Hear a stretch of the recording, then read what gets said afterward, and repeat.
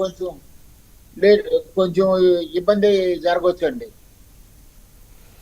So ఇకపోతే మరొక అంశం చూస్తే రవి గారు, నిన్న విజయవాడలో నారా లోకేష్ గారు వంగవీటి రాధా గారి భేటీ, అంటే దాదాపు చాలా రోజుల తర్వాత అనుకుంటా. అంటే ఏం జరగబోతా ఉంది, ఆయనకి ఏదన్నా నా పదవికి సంబంధించి ఏదైనా కమిట్మెంట్ ఇచ్చారా? సో చాలా రోజుల నుంచి బెజవాడ వాసులు ఎదురు చూస్తూ ఉన్నారు, ఆయనకి ఏదో ఒక అవకాశం ఇవ్వాలి అని చెప్పేసి గతంలో. ఎందుకంటే ఆయన 2019 ఎన్నికలకు ముందు జాయిన్ అయ్యారు తెలుగుదేశంలో.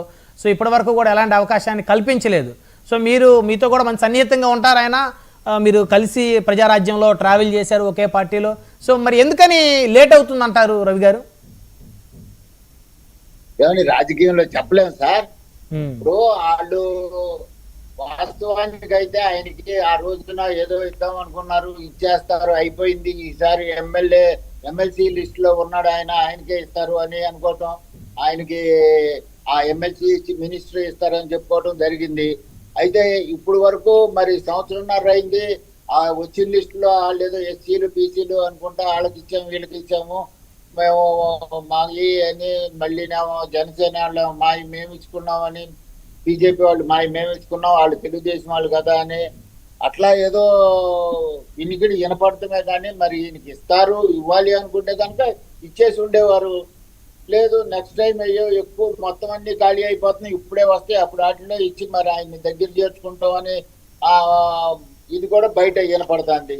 దాన్ని బట్టి మరి మనం ఏమనుకోవాలి, ఇస్తారా ఇవ్వరా, ఇవ్వాలని కోరుకుంటే ఎట్టా ఉంటుంది. ఈ మధ్యకాలంలో జరిగిన ఇదేది పార్టీ మీటింగుల్లో వాటిల్లో కూడా ఆయనకి మరి ఆహ్వానాలు లేవని చెప్పుకోవడం కూడా జరిగింది. దాన్ని బట్టి మరి ఎందుకని ఆయన్ని మరి నిన్న కేకేసి మాట్లాడారు, ఏం జరిగింది అనేది వాళ్ళిద్దరికీ తెలియాలి. ఇంకా బయటకు ఎవరు మనం ఊహించుకోవడానికి కూడా అవకాశం లేదు. ఆయన మీద ఏమన్నా ఈ నాలుగు పోలుతాడని ఆయన కేకేసి జోగొట్టుకున్నారో మరి ఎట్లా జరిగిందో తెలియదండి. అంటే మీరు మామూలుగా నిన్న డిస్కషన్ జరిగిందా, మీరు ఏమన్నా ఫోన్లో మాట్లాడటం కానీ జరగలేదా?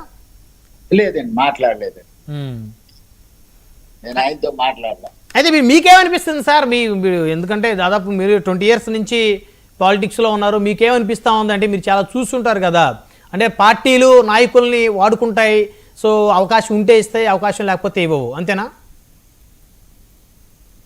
అవసరం ఉంటేనే కదండి, లేకపోతే ఏముందండి. ఏ రోజుకి ఆ రోజు కొత్త వ్యక్తి వస్తాడు, ఆ కొత్త వ్యక్తిని వాడుకుంటారు, పాతాళ్ళు మాట అన్నాము అనేది మర్చిపోతారు. అందులో అది వాళ్ళకి అలవాటు సార్. దాని మీద మనం మాట్లాడేది ఏముందంటే, వాళ్ళందరూ తీసుకునే నిర్ణయాలు వాళ్ళకి ఏ రోజు కొత్తగా వచ్చిన ఆలోచనే ఆ రోజు పొద్దున్నే లేకగానే వచ్చే ఆలోచనకు విలువ ఎక్కువ ఉంటుంది. సో అంటే పాత నీరు పోతుంది, కొత్త నీరు వస్తుంది ఎప్పటికప్పటికి, అంతే సహజం అది. సో ఎవరితో ఎక్కువ అవసరం ఉంది అనుకుంటే వారితోటి ముందుకు వెళ్తా ఉన్నారు, అంతే.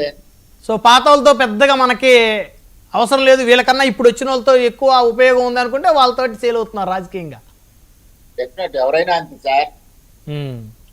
ఈ బాధ ఇట్లా రవి గారు ఇవన్నీ చూస్తామంటే మీకు ఈ రాజకీయాలు ఏంటి ఇట్లా మరి ఇంత కమర్షియల్ అయిపోయినాయి, ఇంత స్వార్థంతో నిండిపోయినాయి అని అలవాటు అయిపోయింది సార్. ఓకే, మరి అంతా అది అంతా పొల్యూషన్ అండి. ఏముందండి, ఇందాక మీరు చెప్పింది ఇంకోటి ఉంది, విన్నాను, అది మాట్లాడవచ్చు. యా ప్లీజ్ రవి గారు మాట్లాడండి. ఏమంటే ఒక్కొక్కడికి 25 లక్షల రూపాయలు ఇన్సూరెన్స్ చేసి హాస్పిటల్లో పారేసి ఏం చేద్దాం సార్? ఎందుకు సార్ 25 లక్షల రూపాయలు ఇన్సూరెన్సులు కట్టడం? లేకపోతే వీళ్ళందరికీ అప్పుడు ఆరోగ్యశ్రీలు ఇచ్చారు, వీళ్ళందరూ రోగాలు ఉన్నాయా లేవా అని నిర్ధారణ చేసి సరైన పరిస్థితి వస్తుందా? హాస్పిటల్ తీసుకెళ్తే అక్కడ పెద్ద మాఫియా అయిపోయింది, వీడికి జబ్బు ఉందో లేదో తెలియదు, కోసేసి ఒక గీత తీసి పంపించి ఆ డబ్బులు వసూలు చేసేసుకుని లోపల వేసుకుంటారా? దీనికి సరైన నిర్ధారణ చేసే పరిస్థితి ఎట్లా వస్తుందండి? నేను చాలా చూశాను, హార్ట్ ప్రాబ్లము లేకపోతే సర్జరీ చేయాలి, బైపాస్ చేయాలి అని తీసుకెళ్లి లోపల గీత తీసేసి రిబ్స్ కూడా కట్ చేయకుండా తీసుకొచ్చి, లేకపోతే రిబ్స్ కట్ చేసి ఆ పట్టిన వదిలేసి తీసుకొచ్చి డబ్బులు తీసేసుకొని లోపల వేసుకొని సర్జరీ చేసాము అని చెప్పి కుట్లేసి పంపించేసిన వాళ్ళని ఏం చేయాలండి? అంటే రేపు నుంచి ఎంతమందిని తీసుకెళ్ళి అట్టా చేస్తారు? జబ్బు ఉందో లేదో తెలీదు, ఈ చాలా జరుగుతున్నాయి కదండి. అసలు కాదండి, మా మా ప్రాంతం తీసుకుందాం సార్, విజయవాడ. అవును, విజయవాడ టౌన్ తీసుకున్నా. చిత్తూరు, మా కృష్ణానది ఉందండి. ఉమ్, కృష్ణానది మంచినీళ్లు బ్రహ్మాండం. మాకు మా చిన్నప్పుడైతే కొబ్బరి నీళ్ళలాగా ఉండేవి శుభ్రంగా. అవును. మాకు అసలు కృష్ణానది నాగార్జున సాగర్ దిగువ నుంచి చుక్క నీళ్లు రాట్లా. ఉమ్, కృష్ణానది నీళ్లు మాకు లేవు. ఉమ్, హైదరాబాద్ లో వాన కురిస్తే ఆ పురుగంతా మా నెత్తి మీదే పడుతుంది. తెలంగాణ జిల్లాల్లో నల్గొండ జిల్లా ఉండి లేకపోతే వరంగల్ నుంచి కూడా మాకు మురికి ఇక్కడికే వస్తుంది.